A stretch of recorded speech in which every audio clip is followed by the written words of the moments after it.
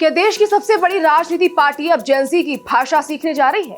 क्या NEET paper leak और उसके बाद हुए छात्र आंदोलनों ने बीजेपी को अपनी पूरी स्ट्रेटेजी बदलने पर मजबूर कर दिया? और क्या आने वाले दिनों में आपको नेताओं के लंबे भाषण कम और इंस्टाग्राम रील्स ज्यादा देखने को मिलेंगी?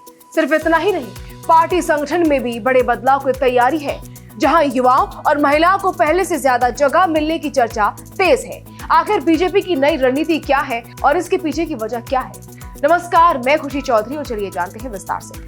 नीट पेपर लीक के बाद देश भर में जिस तरह छात्रों ने विरोध प्रदर्शन किए, उसने सिर्फ सरकार ही नहीं बल्कि बीजेपी संगठन को भी एक बड़ा संदेश दिया।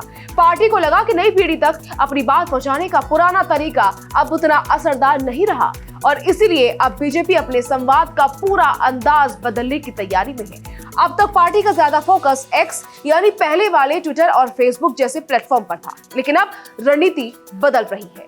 बीजेपी का मानना है कि आज की जेन-ज़ी सबसे ज्यादा वक्त इंस्टाग्राम, स्नैपचैट और रेडिट जैसे प्लेटफॉर्म पर बिताती है, इसलिए आने वाले वक्त में पार्टी इन्हीं प्लेटफॉर्म्स पर अपनी मौजूदगी बढ़ाएगी और युवाओं से सीधे बातचीत करने की कोशिश करेगी। सिर्फ सोशल मीडिया प्लेटफॉर्म बदलने की बात नहीं है, बल्कि संवाद का तरीका भी पूरी तरह बदलने वाला है। पार्टी चाहती है कि एक तरफा भाषण देने के बजाय युवाओं से दो तरफा बातचीत हो, उनकी बात सुनी जाए और उसी भाषा में जवाब भी दिया जाए जिसे वो आसानी से समझ सके।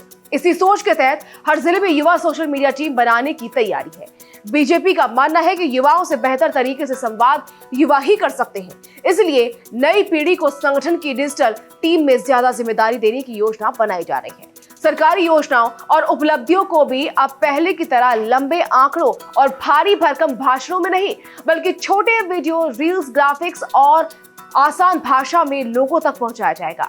यानी कंटेंट ऐसा होगा जो देखने में दिलचस्प हो और आसानी से समझ भी आ जाए। इस बदलाव की झलक खुद प्रधानमंत्री नरेंद्र मोदी भी दिखा चुके हैं। हाल ही में उन्होंने आधी रात इंस्टाग्राम पर सेल्फी मोड में वीडियो शेयर कर युवाओं से सीधे जुड़ने की कोशिश की थी। वहीं कैबिनेट बैठक में भी मंत्रियों को सोशल मीडिया पर ज्यादा एक्टिव रहने की सलाह दी गई थी। माना जा रहा है कि नीट विवाद के दौरान जिस तरह संवाद की कमी महसूस हुई, उसके बाद पार्टी अब कोई चूक नहीं करना चाहती।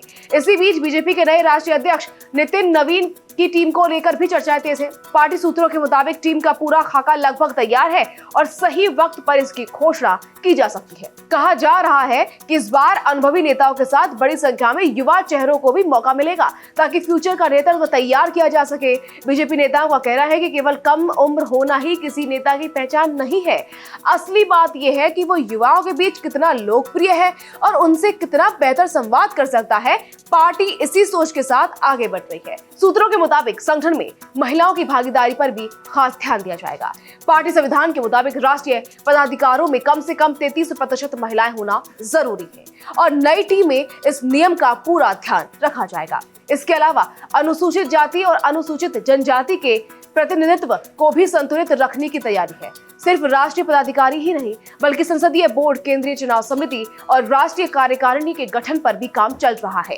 इन सभी संस्थाओं में क्षेत्रीय और सामाजिक संतुलन के साथ साथ नई पीढ़ी को आगे लाने की कोशिश की जाएगी। सूत्रों की माने तो राष्ट्रीय महासचिवों में भी कई नए चेहरे दिखाई दे सकते हैं। हालांकि कुछ अनुभवी नेताओं को भी टीम में बरकरार रखा जा सकता है, ताकि अनुभव और युवा सोच दोनों का बैलेंस बना रहे। वहीं संघ यानी आरएसएस भी चाहता है कि संगठन में ऐसे लोगों को जिम्मेदारी मिले जो विचारधारा से जुड़े हो, कार्यकर्ताओं के बीच एक्टिव हो और आने वाले 15 से 20 साल की जरूरतों को ध्यान में रखकर पार्टी को आगे ले जा सके।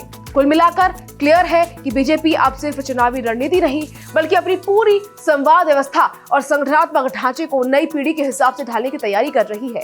सोशल मीडिया का तरीका बदलेगा, संवाद का अंदाज बदलेगा और संगठन में भी नए चेहरे देखने को मिल सकते हैं। अब ये नई रणनीति युवाओं के बीच कितना असर छोड़ती है, इसका जवाब आने वाले वक्त में ही मिलेगा।